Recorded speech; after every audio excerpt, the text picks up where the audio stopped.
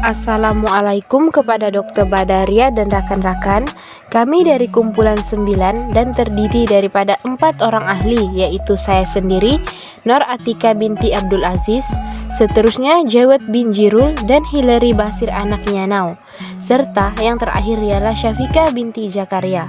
Kami sekumpulan memilih tema Quality Education, dan untuk perbandingan negara, kami memilih Sabah dan negara Indonesia bagi melihat kualiti pendidikan di kedua negara ini.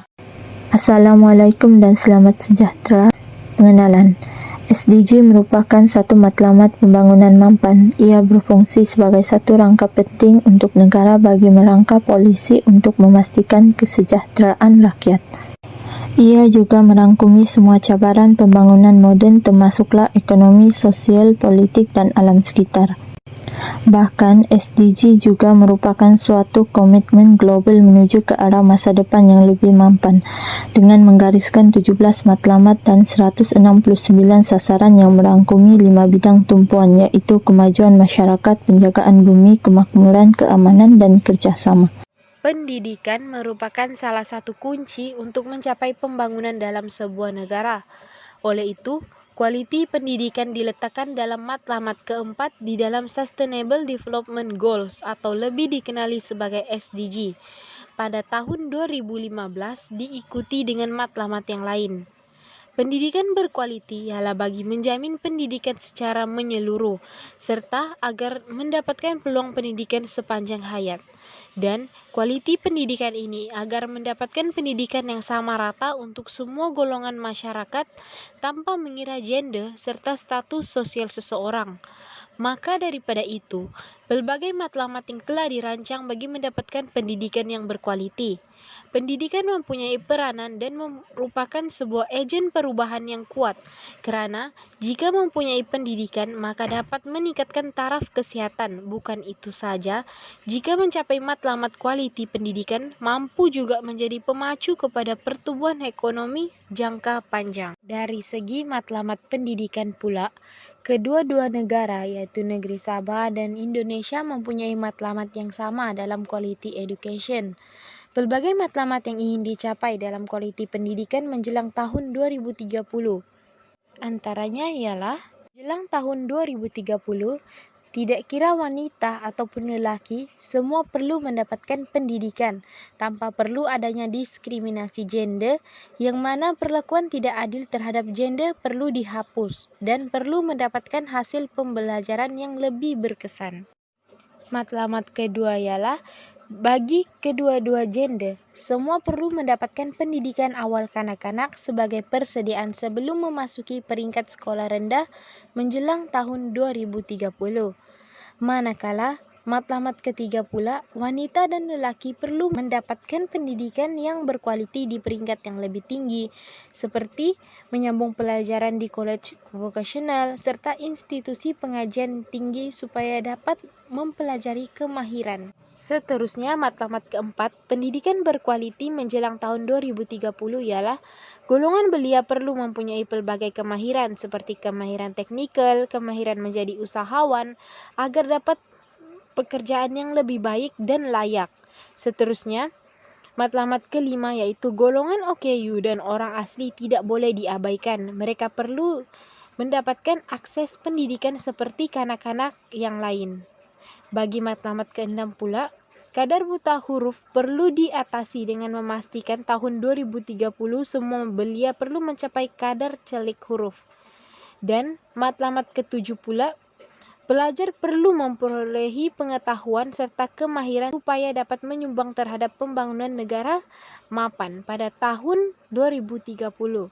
Selain daripada itu, menjelang tahun 2030, fasiliti pendidikan dan semua kemudahan perlu dinaik taraf agar pelajar dapat menuntut ilmu dalam keadaan yang kondusif.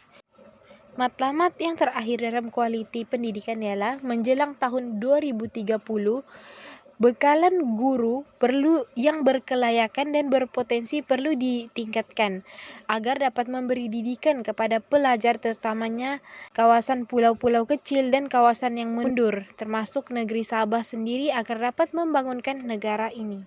Seterusnya, saya akan terangkan masalah kualiti pendidikan di Sabah. Di sini kita dapat lihat masalah dalam kualiti pendidikan di Sabah. Hal ini karena seperti yang kita lihat pada masa kini, sekolah sudah menjadi tempat berlatih untuk guru-guru yang baru saja keluar daripada university. Tetapi Sabah seperti yang kita tahu amat memerlukan guru yang berpengalaman dan yang terlatih untuk memberi pendidikan kepada para pelajar supaya dapat meningkatkan bilangan ahli masyarakat yang mempunyai pelajaran serta meningkatkan mutu dalam bidang pendidikan. Masalah pendidikan di Sabah yang seterusnya ialah kadar buta huruf di Sabah meningkat. Buktinya, kadar celik huruf menunjukkan penurunan. Pada tahun 2017, kanak-kanak yang mampu membaca sebanyak 40.680 dan menurun pada tahun 2018 yaitu hanya sebanyak 39.676 kanak-kanak yang mampu membaca, dan perbezaan penurunan tersebut adalah sebanyak 1.004. Walaupun pada masa kini pelbagai pembangunan yang kita dapat lihat di Malaysia dan bangunan-bangunan banyak di naik taraf, namun di sekolah luar bandar di Sabah seperti di Kina Batangan, kelas masih tidak mencukupi untuk menampung jumlah murid yang sedia ada bagi mengadakan sesi PDP, serta bangunan sekolah masih berasaskan kayu yang usang. Fasiliti pendidikan juga mundur dan mereka terpaksa menggunakan kantin lama semasa sesi pembelajaran. Selain daripada itu, masalah pendidikan yang kita dapat lihat di Sabah ialah sebanyak 52% pelajar luar bandar di Sabah tidak mempunyai kemahiran dalam menggunakan ICT. Hal ini karena ketiadaan kemudahan dan peranti. Ketiadaan akses internet, telepon pintar, dan komputer menyebabkan golongan pelajar di luar bandar di Sabah tidak mempunyai kemahiran dalam ICT. Perkara ini akan menyukarkan mereka karena pada masa kini, kemahiran ICT amat penting, bukan saja dalam sektor pendidikan, malah akan digunakan dalam sektor pekerjaan kelak. Seterusnya, kita beralih kepada masalah pendidikan yang terdapat di Indonesia. Antara masalah pendidikan di Indonesia ialah yuran pembelajaran yang tinggi, menyebabkan sebanyak 34 orang murid yang terpaksa berhenti sekolah karena tidak mampu membayar yuran sekolah. Mereka tidak dapat membayar yuran tersebut karena disebabkan faktor kemiskinan. Seterusnya, masalah pendidikan di Indonesia ialah infrastruktur pendidikan yang rendah.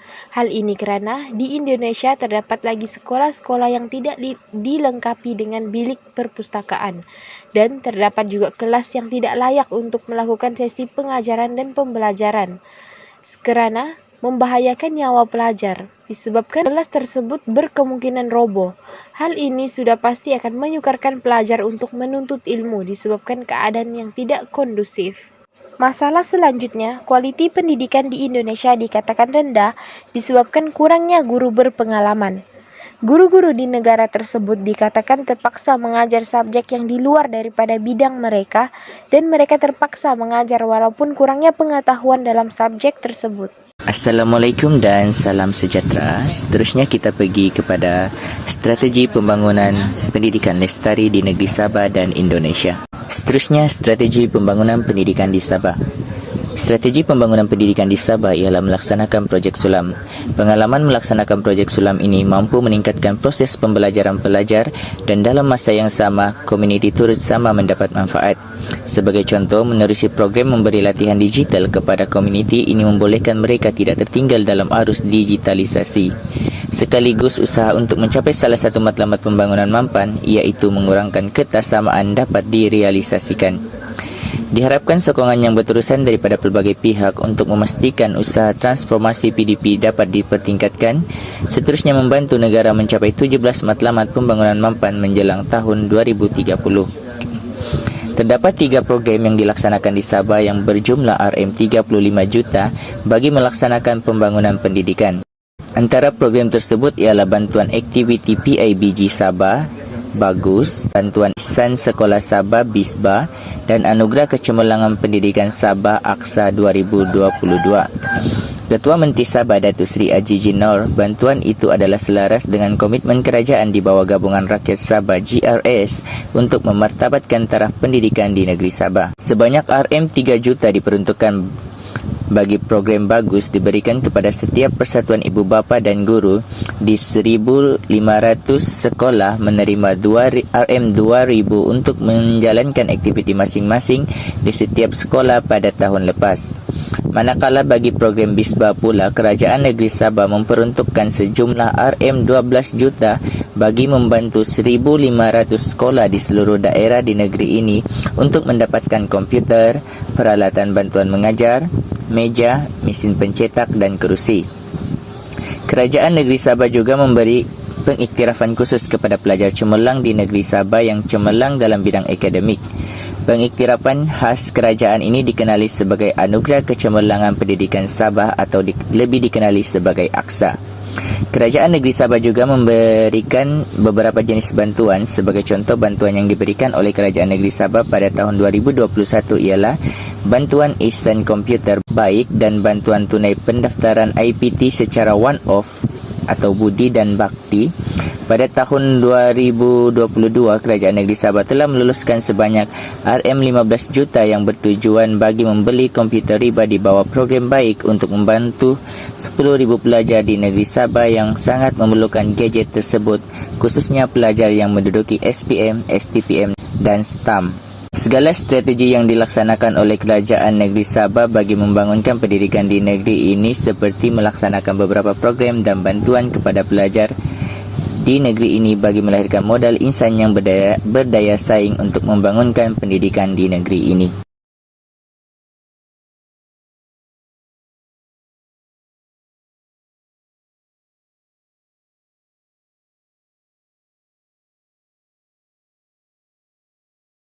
Seterusnya, strategi pendidikan di negara Indonesia ialah melaksanakan program kuliah kerja nyata tematik atau KKNT.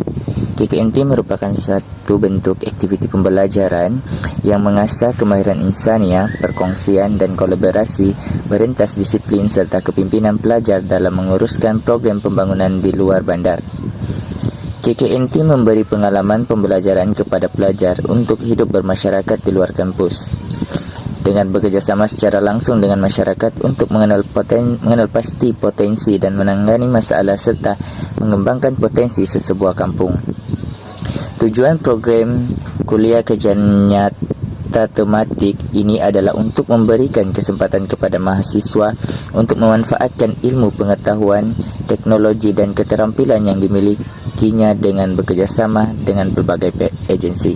Seterusnya, memperbaiki prasarana di sekolah. Prasarana sekolah merupakan sumber utama untuk para pelajar untuk belajar dan merupakan salah satu faktor penentu terhadap kejayaan proses pembelajaran di sesebuah sekolah serta menjadi salah satu mutu untuk meningkatkan pendidikan. Sebagai contoh, perpustakaan di sekolah-sekolah perlulah diberi perhatian khusus. Pemerintah pusat dan daerah harus memperbanyakkan buku-buku di setiap perpustakaan sekolah. Seterusnya kita akan masuk ke bahagian keberkesanan strategi pembangunan pendidikan untuk mencapai matlamat SDG di Sabah. Untuk indikator yang pertama ini adalah berkenaan dengan bilangan sekolah kerajaan yang merangkumi sekolah menengah dan juga sekolah rendah yang telah menunjukkan status meningkat dari tahun 2017 hingga tahun 2019, di mana pada tahun 2017 angka sekolah kerajaan yang merangkumi sekolah menengah dan juga sekolah rendah adalah seramai 1,293 buah, dan pada tahun 2019 angka ini telah meningkat kepada 1,296. Manakala untuk indikator yang kedua iaitu berkenaan dengan bilangan guru sekolah rendah kerajaan yang merangkumi guru lelaki dan juga guru perempuan menunjukkan status penurunan, di mana pada tahun 2017 seramai 24,823 orang guru, dan angka ini telah menurun kepada 24,607 orang guru yang merangkumi guru lelaki dan juga guru perempuan di sekolah kerajaan di Sabah. Untuk sekolah menengah kerajaan pula, bilangan guru yang merangkumi guru lelaki dan juga guru perempuan telah menunjukkan status meningkat, di mana pada tahun 2017 ramai 15,662 orang guru, dan angka ini telah meningkat kepada 16,313 orang guru di sekolah menengah kerajaan. Dan indikator yang seterusnya pula adalah berkenaan dengan bilangan murid sekolah rendah yang merangkumi murid lelaki dan juga murid perempuan, di mana bilangan ini telah menunjukkan status meningkat dari tahun 2017 hingga tahun 2019, yaitu pada tahun 2017 ramai 273.837 orang murid sekolah rendah, dan angka ini telah meningkat kepada 284.266 orang murid sekolah rendah pada tahun 2019. Dan untuk bilangan murid sekolah menengah pula yang merangkumi murid lelaki dan juga murid perempuan telah menunjukkan sedikit status penurunan, di mana pada tahun 2017 ramai 210.268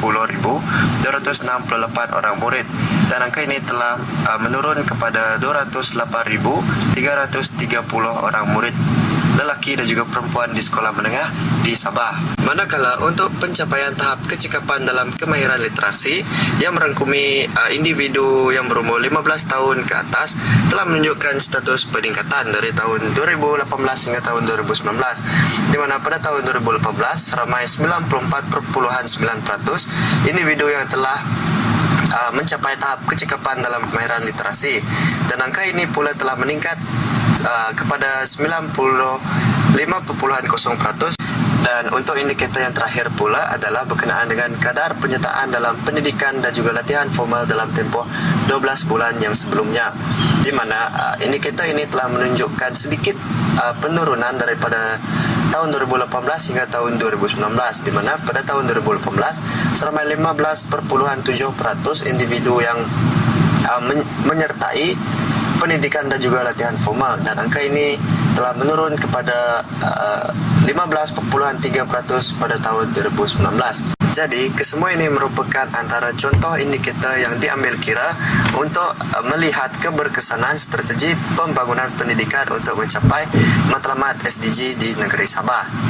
Okey, seterusnya pula kita akan masuk ke bahagian keberkesanan strategi pembangunan pendidikan untuk mencapai matlamat SDG di negara Indonesia. So, indikator yang pertama iaitu berkenaan dengan peratusan penduduk yang berumur 15 tahun ke atas yang celik huruf di Indonesia, di mana indikator ini telah menunjukkan angka meningkat dari tahun 2019 hingga tahun 2021, iaitu pada tahun 2019 seramai 95.90% penduduk yang celik huruf, dan angka ini telah meningkat kepada 96.04% pada tahun 2021.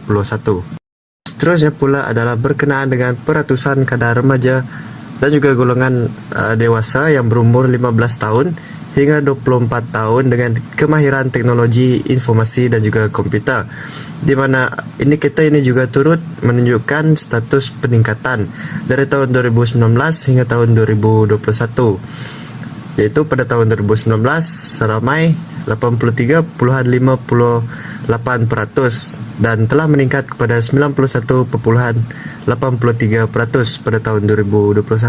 Manakala untuk peratusan penduduk yang buta huruf di Indonesia pula telah menunjukkan angka status penurunan, di mana hal ini telah memberikan impak positif kepada negara Indonesia itu sendiri, iaitu pada tahun 2019 ramai 14.78% penduduk ataupun individu yang buta huruf, dan angka ini telah menurun kepada 13.93% pada tahun 2021. Indikator yang seterusnya pula adalah berkenaan dengan jumlah penyertaan sekolah yang merangkumi murid yang berumur 7 hingga 18 tahun, di mana indikator ini telah menunjukkan status meningkat dari tahun 2019 hingga 2021, yaitu seramai 29.232 orang murid yang telah menyertai ataupun terlibat dengan aspek persekolahan pada tahun 2019 dan meningkat kepada 29.428 orang murid pada tahun 2021. Manakala untuk angka penyertaan kasar kanak-kanak yang mengikuti pendidikan peringkat awal berdasarkan kawasan bandar dan juga luar bandar di Indonesia telah menunjukkan status sedikit penurunan dari tahun 2019 hingga tahun 2021, di mana pada tahun 2019 ramai 3.693 orang kanak-kanak yang mengikuti pendidikan di peringkat awal, dan angka ini pula telah mengalami penurunan kepada 3.559 orang kanak-kanak yang mengikuti pendidikan peringkat awal pada tahun 2021. Manakala untuk indikator yang terakhir pula iaitu berkenaan dengan kadar penyertaan dalam pembelajaran terancang, iaitu setahun sebelum memasuki alam sekolah rendah yang merangkumi kedua-dua jantina, telah menunjukkan status penurunan dari tahun 2019 hingga tahun 2021, iaitu pada tahun 2019 ramai 9.637 orang murid yang telah menyertai pembelajaran terancang, dan angka ini telah mengalami sedikit penurunan kepada 9.272 orang murid pada tahun 2021. Jadi berikut merupakan antara contoh indikator yang digunakan untuk mengukur keberkesanan strategi pembangunan pendidikan untuk mencapai matlamat SDG di kedua-dua buah negara, iaitu di negara Malaysia yang khususnya di negeri Sabah dan juga di negara Indonesia. Sebagai kesimpulannya, program ataupun dasar yang berlandaskan kepada Sustainable Development Goals ataupun SDG di negara Malaysia pada masa kini, khususnya di negeri Sabah yang memfokuskan kepada aspek kualiti pendidikan, telah memberi impak yang agak positif dari tahun ke tahun. Melalui penerangan yang telah dijelaskan tadi, kita dapat memahami persamaan dan juga perbezaan usaha matlamat SDG ini. Dan melalui perbandingan ini, kita dapat melihat perkembangan dan juga sejauh manakah matlamat SDG dicapai di kedua-dua buah negara ini. Dan kita juga mampu untuk melihat kelemahan dan kekurangan yang perlu ditambah baik agar dapat mewujudkan kerjasama untuk merancangkan usaha matlamat berdasarkan indikator tertentu. Berikut merupakan rujukan yang kami gunakan untuk mendapatkan data dan maklumat dalam pembentangan kali ini. Sekian daripada kumpulan kami, terima kasih.